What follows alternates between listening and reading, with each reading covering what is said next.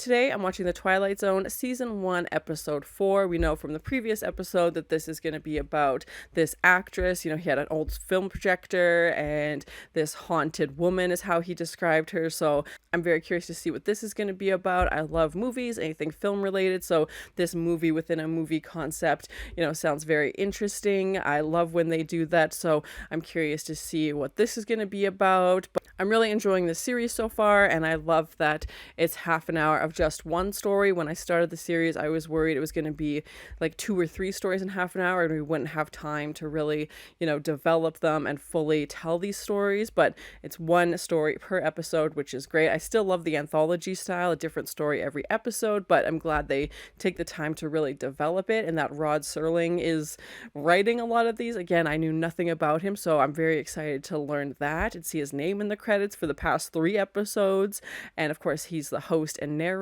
as well. But thank you so much for sharing and this first time watching with me. If you have any other suggestions for TV shows you think I should watch, please comment below. And if you want to have a say in what movies or TV shows I watch, be sure to join Patreon. And as always, please like, comment, and subscribe to this channel, and check back often for more awesome content.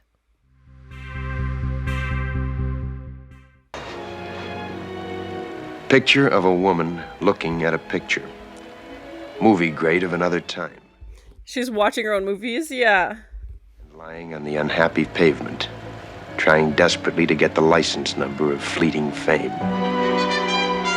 I'm really excited to see this concept of, like this aging actress trying to relive, you know, her glory days, watching these old films. It feels very much like Whatever Happened to Baby Jane. Miss Trenton?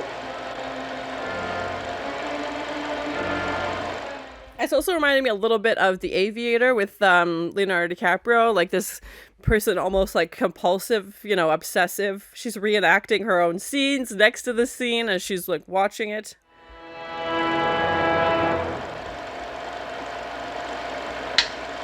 Daniel, fix yourself a drink. Yeah, and he did say the film projector, and obviously this is very prevalent in the scene, yeah. There's no smog, it's 84 degrees, and it is lovely. I wonder what I'd do without your daily weather reports. 34. I know it was 1934. What are you now, Daniel? Father time? Bobby. She's like, please don't remind me how old I am, okay? 15, 20, 25 years. You do this every day. Now, honey, that's sick. That is really sick. Is that all? Yeah, she's clearly trying to relive her glory days. The contract there. Well, he's much older now. I think you'll find that he's mellowed. Oh, you know, he said I was the most difficult star he'd ever worked with. And she's proud of that, clearly. You're a nice guy and a loyal friend. And in my selfish, devious way, I'm very much in love with you. Oh, Danny, I hope it's a musical. Oh, I'd love to dance again. I don't think it's going to be what she wants it to be. And 26 years since you made Farewell Without Tears, that room across the hall is dark, it's damp, it's full of cobwebs. Now, come on, honey, snap out. Yeah, she's clearly stuck in the past, and things aren't changing, but she wants them to go back to how they were. I think it fits you. It's not a big part, but I think it'll be a nice showcase for you. Not big, but a nice showcase. I think she's just excited to act again, but maybe it's more. I never did like this tasteless, crude man when I was under contract here. And I don't like him anymore now. Well, this is going really badly. You I got news for. You may think you're still the #1 lady on the top of the heap, but you got it wrong. And any part you get at this studio won't have to go through an agent. We can set it up through the community chest because it'll be charity. Oh my god. She is being very particular, which she's allowed to be. I don't know how many offers she's had for roles recently, but she wants to be the main character, obviously, and that's not what she's being offered, so... Maybe someday, when you've gone over the hill, you're down on your hands and knees. Remind me to give you a swift kick in the teeth. Shirts, rock and roll, jukeboxes, not any of it. Barbara, whether you like it or not, that's the way things are. Yeah, she's shutting herself off from the world. My eyes. If I shut my eyes, it all disappears. If I wish hard enough, I can wish it all away. It's kind of reminding me of like Joan Crawford and how aging actresses were treated in Hollywood, and It doesn't have to be phony. If I wish hard enough, it doesn't have to be phony. She's like, yeah, if I just close my eyes, lock out the world, everything will be fine, and I'll just play in denial for the rest of my life. Tell Jerry Hearndan, Steve Black, Paul Nader. Tell them, Daddy. She wants to party like it's 1934. Invite them here. Don't you understand what you're doing? You've built yourself a graveyard here. You keep wishing for things that are dead. I don't think that's what she wanted to hear, but maybe what she needed to hear. I'm glad he's like, he definitely seems to be a friend, but is given some harsh reality that she probably needs, but I don't think she's going to respond well to it. No, she's on the brink. Yeah, she's locking those doors.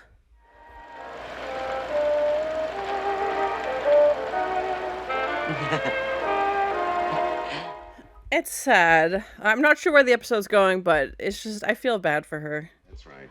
Oh, who played opposite Miss Trenton? That's right. He's in town on a business trip, and I thought it might be good for her to see him. Now, you take him into the study when he comes, all right? I feel like it's just going to trigger memories that she clearly can't move past, and I feel like she's just going to think it's the 1930s again, but maybe this will help.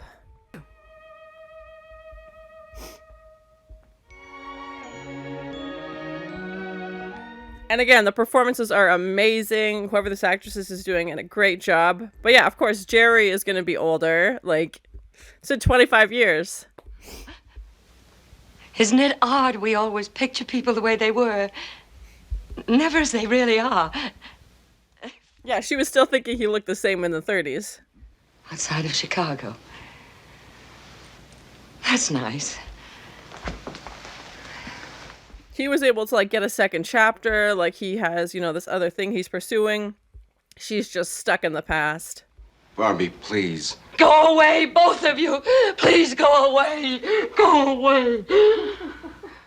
I'm definitely worried about her mental state. It feels like she's losing it. And she doesn't even want to see her friend, the person. She just wants to see the memory. Goodbye, my dear. That would be tough for him, too. Like, he obviously cared about her. Aw.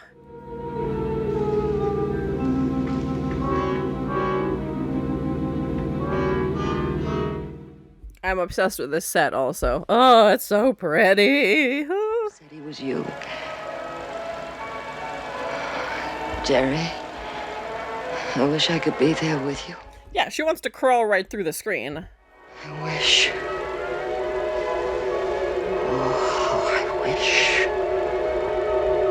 She's just obsessed with youth and reliving the past.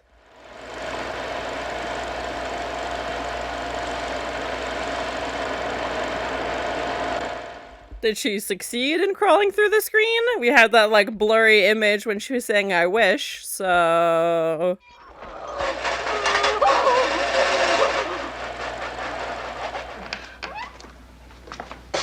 Okay, I'm worried. We didn't get to see what she saw. Have you looked in the room? That's the first place I checked. Then I went to every room in the house. Where'd she go? Oh, shoot. I'm gonna run it.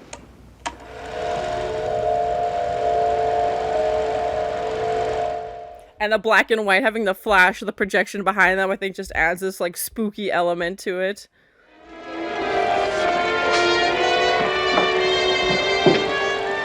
Darlings, it's so good to see you. She did go back in. Oh my god, that's exactly what she was wearing. Obviously, she's older. Jerry. She knows all the lines. Of course, she's seen these movies a million times. Oh my god, she got exactly her wish. Please, come back, Barbara! Can she hear them? Bobby, it's me, Danny.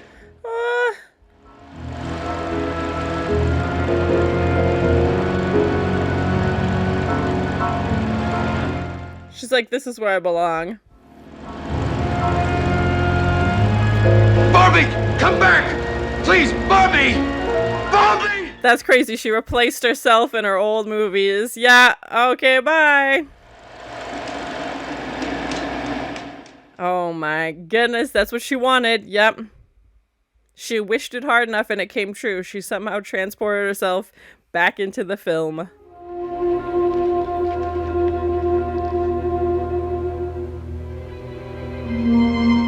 That's the scarf she threw through the projector. Okay, interesting. So she's still somehow connected to this version of reality. So that was my first time watching The Twilight Zone, Season 1, Episode 4. I loved this story of this aging actress, movie within a movie idea. I thought maybe we would see her on set making a movie and something would happen, with that. And the way it was set up, this haunted person, I thought maybe there'd be like a haunted set or something supernatural with that. I do feel like the episode fell short in the wish concept. I don't feel like was super strong. Everything else I absolutely loved about this episode. I just wish they would have incorporated something else as like the twist or the element, and of course written again by Rod Serling. I don't know how many he's written, but this is 4 for 4, so I'm very curious to see where they're gonna go, and they're all very different. We have the Western, we have this actress, and it reminded me of Whatever Happened to Baby Jane, if you've seen that film, and The Aviator a little bit as well, specifically the scenes where he's, editing and rewatching these films compulsively and, stuck in this little home cinema, just, not seeing the outside world, not leaving. And, even when her friend comes over, she's like, thanks for the weather report, because she never goes outside. And the only time we see her really get excited is when she finds out her friend is coming over, but that turns out to be a disappointment. And then when she finds out there might be a part for her, you could tell she wants to get back to acting, but wants to get back to acting the way that she wanted to. She wants to build this time machine, go back to the 30s, and just relive her glory days every day. And that's exactly what she ends up doing by being somehow transported back into like the literal celluloid of these films and kind of rewriting her own films, but with her, as an older person. And of course, she knows every line. She's watched these movies hundreds and hundreds of times, I'm sure, and can, knows what to say and knows her part. So, and that's what she wished for, and the fact that she literally just wished it so hard and believed her reality to become that, she made it come true. And we have that one moment at the end where she, walks towards camera as, Mr. Weiss is calling out to her and throws her scarf, and then we see that later in the hallway. So it's like, can she hear him? Is there still some connection to the real world? But yeah, it was just very interesting concept. Again, I didn't love the execution of this wish, but I really liked that they had this aging actress. And again, it reminded me of, Joan Crawford, or any way that Hollywood would have treated these, huge stars from the 30s and 40s. And then as they got older, new people had come in, and, there were younger actresses who came in and they had their time, as opposed to these aging actresses. And Hollywood isn't particularly kind to aging actresses then and now. And I'm sure the parts that she was being offered, again, to play somebody's mother, and, she wasn't interested in that. She wants to be the leading lady like she, was back then, and is not interested in pursuing anything else. It's been 25 years since her, heyday. Sounds like the 30s were really the decade that she peaked, and she's just reliving this moment, staring at photos, rewatching these old films, locking herself away in this house. And despite, the best efforts of the people around her trying to bring her out of this, she's not interested. She only wants to live in that moment, and obsessed with youth and, how young everybody is. Even when her friend comes over, she's not excited to see Jerry, who was her scene partner in so many of her films, and that she's obsessed with. She is, a little taken aback because he looks old, because 25 years has passed and the world has changed, and she still sees him as this guy, that she shared a scene with when he was young, and doesn't want anything to do with him, doesn't even want to talk to him. I imagine that was pretty harsh for him to hear as well. He came to see her, and it sounded like he had built this next chapter of his life with the supermarkets, but she hadn't. She hadn't moved on to anything else past acting, and was still just reliving those glory days. And again, I don't know if this was meant to be based on an actress at the time, but it definitely feels like there are some real life similarities you could pull from. Of course, we have the film projector, obviously played very prevalent in this, as we saw in the previous episode leading up to this. And I thought maybe it'd be haunted. Maybe you could make that argument, because obviously something was unusual about it for her to get pulled into this projector and, make herself appear in these films. The acting was amazing. Again, the actress who played Barbara was super convincing. You could really tell she was kind of on that fence, that fine line. They didn't make her totally crazy. They didn't make her, a lunatic. They made her somebody who was still really struggling. And, a couple scenes where she, touches her head, and you could tell that something, internally and mentally was not going well, and her friends, like I said, they tried their best to help her in the way that they knew how, and there was no solution except going back in time, and that's not possible, and she just couldn't accept that reality. It was sad to see this, character and this actress put all of her value basically in, who she was in the past and not who she is now, and the things she could have accomplished now. And, especially when you're on camera and you're on film, it would be so easy to compare yourself to how you look now versus how you looked then, because nobody looks the same forever. Time passes, you age, like these things happen. And she was just so caught up in those moments of how it used to be and not how it is. I love the set. This old house, again, felt very realistic. I don't know if it was built on a soundstage. It felt like a real house that they just took over. Obviously, the majority of the episode took place in that house, except for, the couple scenes. But just the house, I think, was a character as well, just to show clearly she was very wealthy. She was very successful, has this, opulent space and her own theater room as well that she's tucked herself into, and the projector lights flashing against her sitting in the dark. And yeah, again, if you haven't seen Whatever Happened to Baby Jane, check it out. It's definitely a little bit darker, but overall I really loved the story. Like I said, I just wish the wish would have been a different concept. I didn't know where they were going to go. Sometimes with these episodes you can feel early on, okay, they've met this character, and given that we've had, Mr. Death, Mr. Fate, and Mr. Weiss, I thought maybe he was going to be something, I don't know where, but I thought maybe his name would play into how we were going to see like the supernatural element in this, but that was not the case.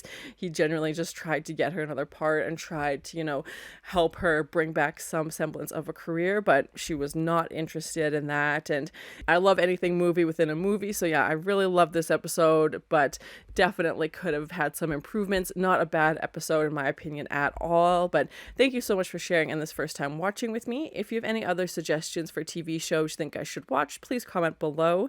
And as always, please like, comment, and subscribe to this channel, and check back often for more awesome content. She's watching her own movies? Yeah. She's like, please don't remind me how old I am, okay? She's like, yeah, if I just close my eyes, lock out the world, everything will be fine, and I'll just play in denial for the rest of my life. She wants to party like it's 1934. Yeah, she wants to crawl right through the screen. She's just obsessed with youth and reliving the past. That's the scarf she threw through the projector.